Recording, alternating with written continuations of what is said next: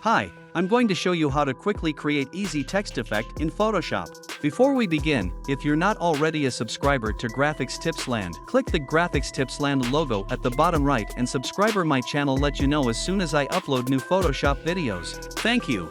Let's start.